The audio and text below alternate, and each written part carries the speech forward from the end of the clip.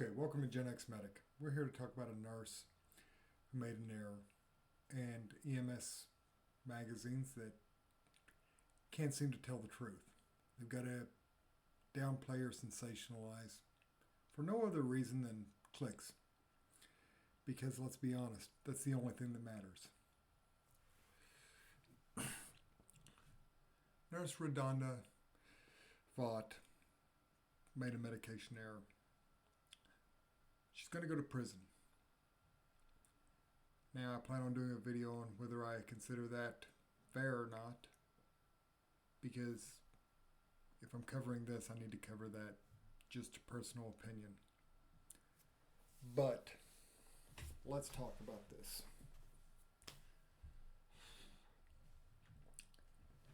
See, you've got time to get back in that Wayback Machine back when I was new in EMS, and the biggest form of communication we had were trade magazines. And the two biggest were EMS magazine and GEMS. GEMS was the more respected of the two where I was from, harder to get a hold of, and it had such luminaries as Tom Dick in it. They were great about patient advocacy, really tended to stay ahead of the game on a lot of what we would now call evidence-based medicine at the time.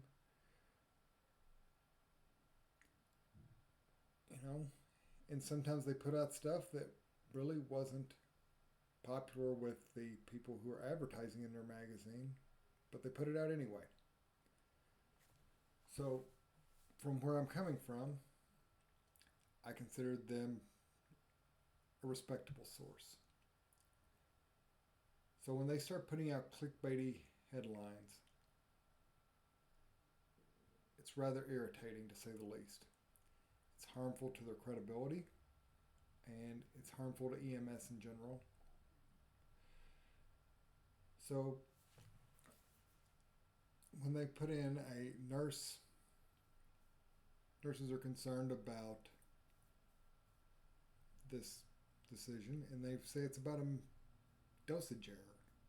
It doesn't sound like a big deal if you're a civilian, but to someone who's an EMS or a nurse, doctor, anyone who's involved in medicine, they understand that there's a big difference in giving the wrong amount of a medication and giving the wrong medication. And once more, you're not going to sit here and see me dogpiling this nurse for making an error because she did what she was supposed to, in my opinion. But what I am going to say is that if you're an EMS trade magazine and trying to put out good information and you can't get that right, you're doing a disservice to your readers, and you're doing a disservice to those of us who used to have a high level of respect for you.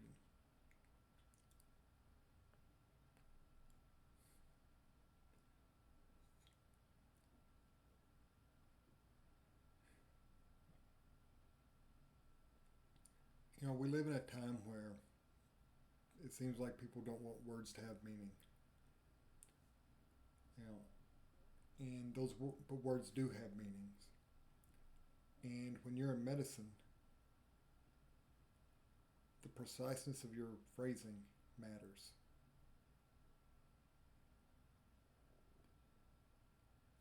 Because sometimes verbal and written communication ensures continuity of care for your patients. So if you're communicating with people like that, it matters. Because if you're an industry leader and you're not presenting that in a proper manner, you're telling people, well, it's okay to be wrong on your documentation. It's okay to be wrong in your communication. I mean, we've all been imprecise in our language, but we'll usually let I said that wrong. You let them know, right? And then GEMS can't even do this right. I mean, everyone who works for them is in medicine. They know this, or they should.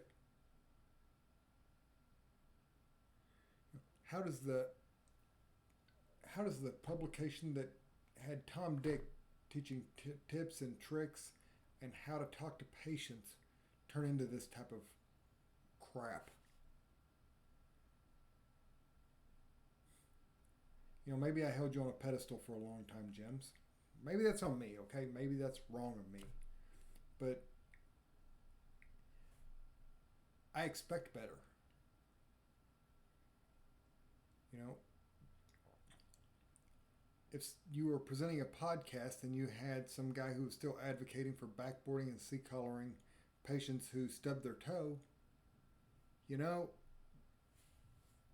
it's real likelihood that people will be coming down on you.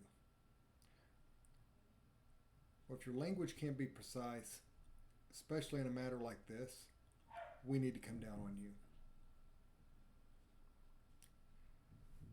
My next video is going to be on just culture and how this is going to affect it.